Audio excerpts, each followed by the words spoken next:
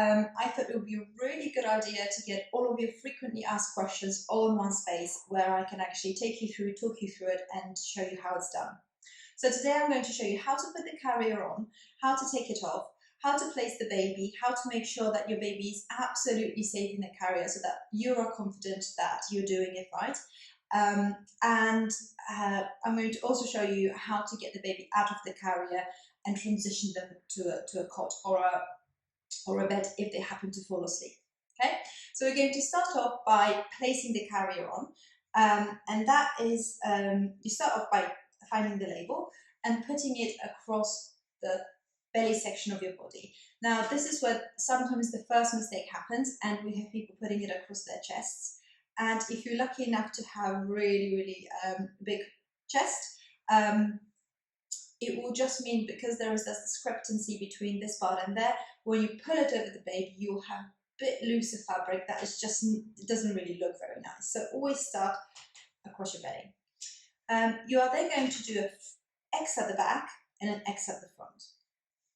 And it's really worth taking just a little bit longer and getting this part really neat, and make sure that there are no twisted or turned bits, because the real advantage of this carrier is that it has really wide straps, which means that the pressure points on your shoulders are really spread out. Now, if you have a twist like that, that actually goes back to creating what the standard carriers have, which is a narrower band. And really, you kind of, you want to avoid all backache that you can. And so keeping this nice and wide will certainly help to distribute the weight evenly. So I've done my X at the back, and you can see it's really nice and neat, and that crosses right in the middle of my body, because these sorts of carriers will automatically just follow your body shape. And so, if you pick it up, the X will be in the right spot for you to support your back. If your partner picks it up and he's larger and taller, automatically when he puts it on, it will create that custom fit for his body. So I'm going to gather this up, drop it under here, and again, just make sure that nothing is twisted, that everything is nice and neat, and I'm going to cross it at the front.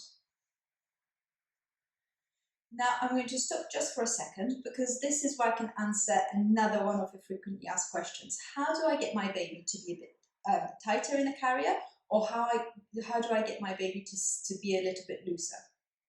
And in a normal carrier, sort of more conventional ones, or in a rucksack, you would have the buckles, at which you will pull the string to tighten the buckle, or you'll feed the buckle back to give it a bit more space. Now, obviously, with this type of carrier, you don't have any of that. And there's only one place that you control that with, and it's here. So if you pull at the X really tight, you can feel that the baby will be a lot tighter on your chest. Now, you don't want it too tight, because you will be restricted in the movement. But if you feel that your baby is definitely far too loose, just tighten it a little bit by pulling this a little tighter. Now, as your baby grows, they obviously get bigger. So for a newborn, we will just probably this much space. If you put your arms just inside it here and just sort of push a tiny bit out, that's a perfect amount of space for a newborn. But as your baby goes bigger and bigger, up to 6 months or to a year, you will need to leave more and more space. And the easiest thing to do is just to look down and think, will my baby fit here? Is a 6-month-old going to fit here? Yes, probably so. So today I'm going to show you how to place a newborn-sized baby. So I'm going to tighten this back up by pulling and just maybe creating a little bit more space here, and that's it. Now at this point I can just tie off, or I can go round and round with the spare fabric and make a knot at the front. But I'm going to leave it at the back, and I'm going to tie up a double knot. Always do a double knot. That's just so that the carrier doesn't come undone, like that. So let me show you the back and the front. And at the front. Now, when you have it on like this, if I pick these bits up, this kind of feels like a t-shirt. To be honest, I can't really tell it's on.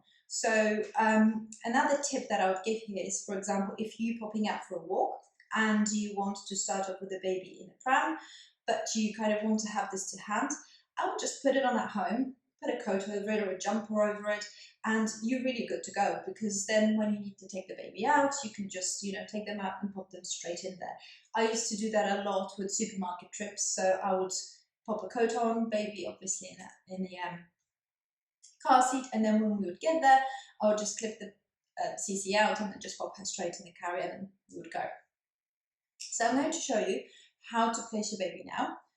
And with that, you're going to start off just by pulling it all to the front and kind of exposing your chest. And you're going to pick up the baby so that it kind of, you're just cradling it on your chest like that, like you would usually do, with the bottom in one hand and the other hand on their back. Now, before you do that, just have a look down and have a think which of these straps is closest to your body. So for me, it's this one here. You can see this one is on top. This one is the closer one to my body. And that is the one that's going to go over your baby first. So again, expose the chest. And then we have a little baby just here.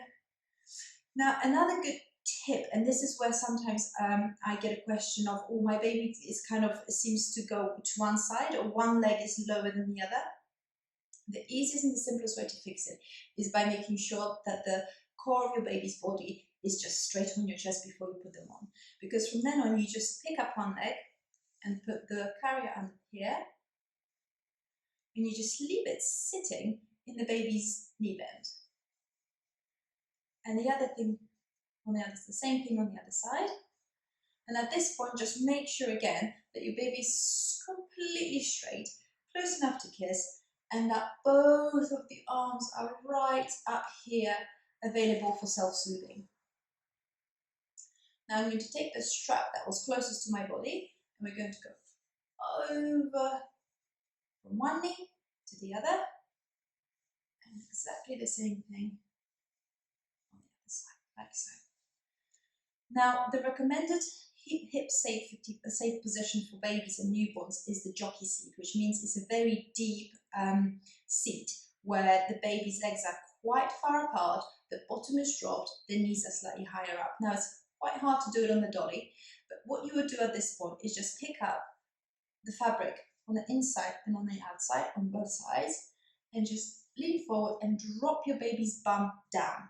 And that is how you achieve this really lovely deep seat. And that is what is recommended by the Hip Dysplasia Institute, and why these carriers are certified as hip safe. Now, what you don't want to do is leave your baby with what we call a wedgie, where, you know, all the fabric is scrunched up here. I mean, you can see that that's not really comfortable, and really is the same for any other carrier. You know, if your baby's legs are dangling straight down like this, it's just simply not safe. So I'm going to take it and again spread it around, give it a little wiggle to drop the bottom, and you should be with a real baby at this point achieving the lovely M shape. Now the last thing to do is to find the section with the label, which will be sitting here, and we're going to feed both feet, one on this one side and the other on that one, and we're going to pull it, just the label, from the bottom all the way to the nape of the neck. So you will have the bottom of the carrier still tucked under the bottom, and the top will go all the way up. Now with a real baby at this point, they'll probably be looking left and right, or rearranging the way their head lies, so on left cheek or right cheek. So once they kind of settled in, you can then decide. So this one is looking to this side. So I'm going to pull the strap slightly away and fold it on itself so that the face is fully exposed. But beyond that, I'm going to use the strap, the shoulder strap on this side, to gently tip the baby's head back and put the back of the head in. That just ensures not only that I can always see their face, the face is always in full view, but also that the strap is holding the head just ever so gently lifted up to make sure that the airways are always open. So there we have it, a little baby all securely wrapped in the carrier. Now the things that sometimes get mixed up at this stage is this section sometimes gets pulled up like so and sits here. That's not really ideal because this offers a whole layer of protection for the baby. So it really needs to be sitting under here, and the label base, you can tag that in if you don't like it, needs to go all the way to the nape of the neck because it offers an extra layer of protection for the very fragile neck, especially in the early days. So we've got the jockey seat, We've got white straps at the back, we've got a double knot, we've got babies facing full view. You can see they're sitting straight up in their wrap, they're not leaning to left or right. You know, if this were a real baby, the legs will be sort of dangling at the same position in a deep jockey seat. Now, if you want to take the baby out, is basically reversing of how you put them in. You lower this section with the label, like so, all the way down over the feet. Your baby is still really secure even with those 2 layers. So again, don't worry about your baby falling out because there's absolutely nowhere for them to go. This is just an additional layer really that provides that security for the neck. That's why it has to be all the way up there. But even at this stage, you know, if you wanted to breastfeed, you could take that layer off, sit down, and, you know, it just gives you a little bit more flexibility in here to kind of latch your baby on. And if your baby is fallen asleep and you would like to transfer it to a cot, just slide one hand in, and then just very gently, keeping one hand on your baby, just start peeling off the layers like that. That's one layer. You can see the baby's not really being moved at all, it's just the things around it. So as long as you keep one hand on your baby at all times, it's just like them napping on your chest. So I've got this one here, I can slide this one all the way down here, you can see. And then you can just go reassure them, and then you would lean over the cot or whatever it is that you're placing your baby, and then just very gently peel them off the chest and then place them down into a crib. And yeah, and then they can hopefully carry on napping and you can be hands-free.